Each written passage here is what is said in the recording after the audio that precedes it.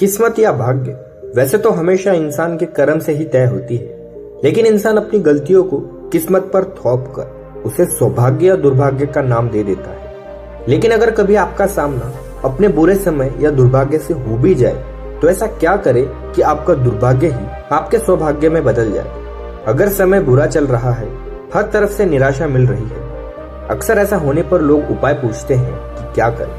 कुछ लोग पूजा पाठ करवाते हैं और कुछ लोग ज्योतिषीय उपायों का भी सहारा लेते हैं, लेकिन सबसे आसान उपाय करना भूल जाते हैं। लेकिन क्या है वो आसान उपाय जिसको अपनाकर आप बुरे से बुरे समय से बाहर निकल सकते हैं? जानेंगे इस छोटी सी कहानी के माध्यम से।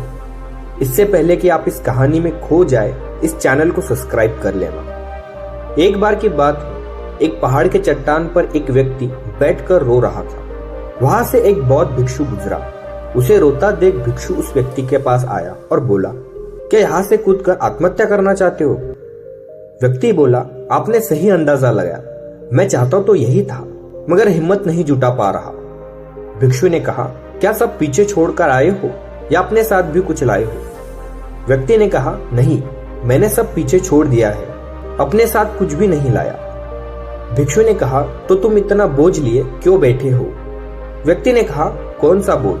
मेरे पास तो कुछ भी नहीं है, मैं तो खाली हूँ, कंगाल हूँ। भिक्षु ने कहा, फिर तुम कौन से बोझ के तले दबे जा रहे हो जो तुम्हारी सांसें भी ठीक से नहीं चल रही?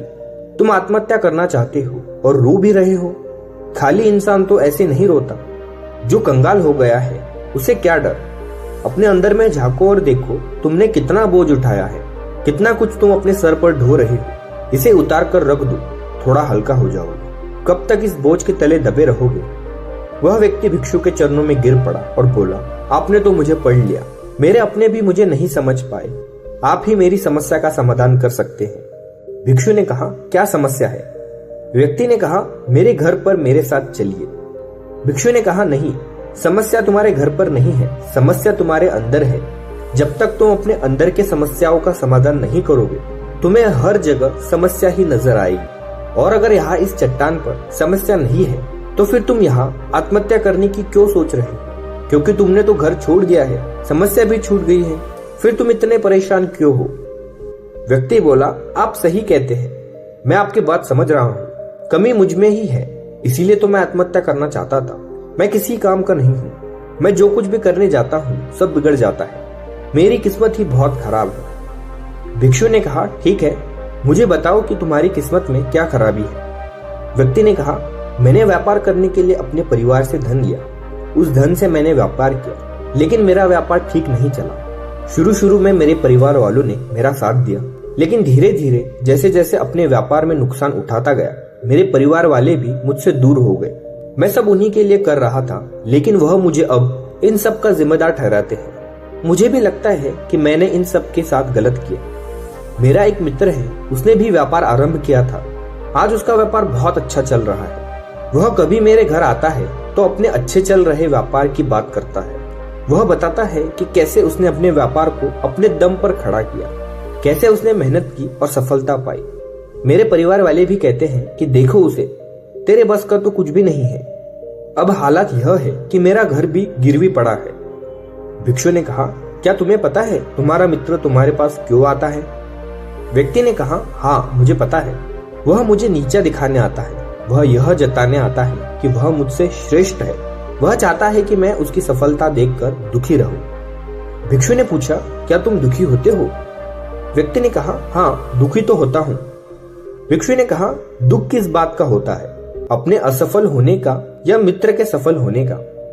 व्यक्ति ने थोड़ी देर सोचा और बोला, अपने असफल होने का इतना दुख नहीं होता जितना मित्र के सफल होने का होता है। भिक्षु ने कहा, अर्थात अगर तुम्हारा मित्र असफल हो तो तुम्हें खुशी होगी? व्यक्ति ने कहा, हाँ, मुझे बहुत खुशी होगी। भिक्षु ने कहा, अर्थात तुम्हारी खुशी तुम्हारे मित्र के ऊपर निर्भर करती है। तुम्हारा मित्र चाहे तो तुम्हें खुश कर सकता है या चाहे तो तुम्हें दुखी कर सकता है। तुम स्वयं से तो ना खुश हो सकते हो और ना ही दुखी हो सकते हो। तुम अपने मित्र के गुलाम हो गए हो। तुम्हारी समस्या का कोई समाधान नहीं है, क्योंकि तुम्हारी खुशियां और तुम्हारे दुख दूसरों के व्यवहार से आते हैं, तुम्हारे स्वयं के कर्म से तो कुछ नहीं आ रहा। व्यक्ति बोला, ऐसा ना कहे, मुझे आपसे बहुत आशा है। भिक्षु ने कहा, जब हम दूसरों से आशा बांध लेते हैं तब हम दूसरों पर निर्भर हो जाते हैं। अगर मैं तुम्हें कोई रास्ता न दूं तो तुम दुखी रह जाओगे, और अगर कोई रास्ता दूं तो शायद तुम्हें कुछ मिल जाए। लेकिन अगर आशा तुम अपने से बांधोगे तो तुम्हें सफलता अवश्य मिलेगी। तुम्हारा मित्र आज तुम्हें दुखी करने आता है, लेकिन बातें वह सच्ची ही बताता है। वह अपने संघर्ष और अपने अनुभव की बात बताता है। उसके अनुभव और अपनी बुद्धि का उपयोग करो, उसके संघर्ष का उपयोग करो। दुखी होने की जगह खुशी मनाओ कि तुम्हें घर बैठे कुछ अनुभव मिल रहे हैं। संघर्ष करो, हार मत मानो, कर्म करते जाओ। बुरे से बुरा वक्त या अच्छे से अच्छा वक्त दोनों ही गुजर जाते हैं, लेकिन यह दोनों वक्त देखने के लिए जीवित रहना जरूरी है। और जब तुम्हारा अच्छा वक्त शुरू होगा तब तुम्हारा मित्र तुम्हें अपनी सफलताओं की कहानियां नहीं बताएगा, वह अपनी असफलताओं की कहानी बताएगा, ताकि तुम गलत निर्णय ले सको। तब भी अपनी ही बुद्धि का प्रयोग करना। उस समय भी वह तुम्हें दुखी करने आएगा, क्योंकि उसे भी उतना ही मजा आता है तुम्हें दुखी देखने में जितना कि तुम्हें आता है उसे दुखी देखने में। व्यक्ति ने कहा, आप सही कहते हैं, मेरा जीवन मैं नहीं चला रहा, दूसरे ही इसमें सुख और दुख भर रहे हैं। लेकिन क्या अपनों के लिए कुछ करना गलत है? मैं अपने परिवार के लिए अच्छा करना चाहता था, लेकिन वह परिवार ही अब मेरे साथ नहीं है। भिक्षु ने कहा, तुम सांत्वना चाहते हो। वास्तव में इस दुनिया में सब सांत्वना होना ही चाहते हैं। वे चाहते हैं कि हम कुछ करें तो लोग उसकी प्रशंसा करें। प्रशंसा न होने पर दुखी हो जाते हैं। हमें लगता है कि सब मतलबी है, लेकिन अगर तुम किसी को अपना परिवार मानते हो और उसके लिए कुछ करना भी चाहते हो तो तुम्हें ऐसा क्यों लगता है कि तुम दूसरों के लिए कर रहे हो? तुम अपने लिए ही कर रहे हो। अगर तुम्हें लगा कि तुम दूसरों के लिए कर रहे हो तो तुम दुखी ही रहोगे, और तुम्हें लगा कि तुम अपने लिए कर रहे हो तो तुम खुश रहोगे। जब तुम अच्छा केवल अच्छा करने के लिए करते हो तब तुम्हें सांत्वना की जरूरत नहीं पड़ती। व्यक्ति ने कहा, आप सही कहते हैं, मैं समझ गया हूँ। अब तक मेरी किस्मत दूसरों के हाथ में थी तो खराब थी। अब मैं अपनी किस्मत अपने हाथ में रखूंगा। अब यह अच्छी हो या खराब हो, मैं हार नहीं मानूंगा।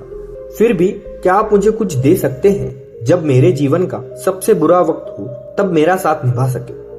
भिक्षु हंसा और कहा, यह छोटा सा बक्सा मैं तुम्हें देता हूँ, इसे हमेशा अपने पास रखना। इसमें एक ऐसा राज है जो तुम्हें बड़े से बड़े दुख से बाहर निकाल लेगा।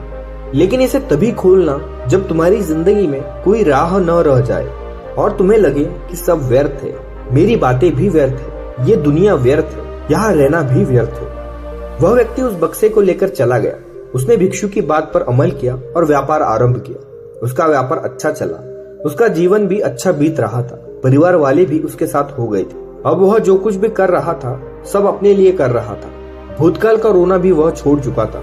भविष्य काल की चिंता भी वह नहीं करता था। वर्तमान को सुधारने में लगा रहता था। लेकिन वक्त बदलता है। अच्छा समय हमेशा नहीं रहता, बुरा समय हमेशा नहीं रहता। उसका अच्छा समय भी समाप्त हो गया। उसके राज्य पर किसी राजा ने चढ़ाई कर दी। उसका घर तबाह हो गया, व्यापार तबाह हो गया। उसे अपने परिवार के साथ वहां से भागना पड़ा। उसके पास खाने के लिए भी पैसे नहीं थे। भूख से उसके माता पिता की मृत्यु हो गई। वह अपने पत्नी और एक छोटे भाई और 2 बच्चों को लेकर इधर उधर भटकता रहा। उसके बच्चे बीमार थे, उसे पैसा चाहिए था, लेकिन उसके पास कुछ भी नहीं था। तब उसे लगा कि सब व्यर्थ है, उसका जीवन व्यर्थ है, इस पृथ्वी पर सब कुछ व्यर्थ है। सब बातें जो भिक्षु ने कही थी सब व्यर्थ है, किसी भी बात का कोई मतलब नहीं है। अंत में जीवन समाप्त ही होता है, तो फिर जीवित रहकर क्या फायदा? जब वह यह सब सोच रहा था तब उसकी नजर एक छोटे बक्से पर पड़ी जो उसे उस भिक्षु ने दिया था। उसने उसे खोला। उसमें एक पर्ची थी जिस पर लिखा था। उसने उसे पढ़ा और जोर से हंसा। उस पर्ची पर लिखा था, यह वक्त भी गुजर जाएगा। उस बक्से में एक सोने का सिक्का था जिससे उसने अपनी नई जिंदगी की शुरुआत की। हो सकता है आपके पास वह सोने का सिक्का न हो, लेकिन हिम्मत तो है, कुछ न कुछ कर ही लेंगे। दोस्तों, आशा करता हूँ आपने इस कहानी के माध्यम से कुछ न कुछ जरूर सीखा होगा। इसलिए कमेंट करके जरूर बताना कि आपने इस कहानी से क्या सीखा। धन्यवाद।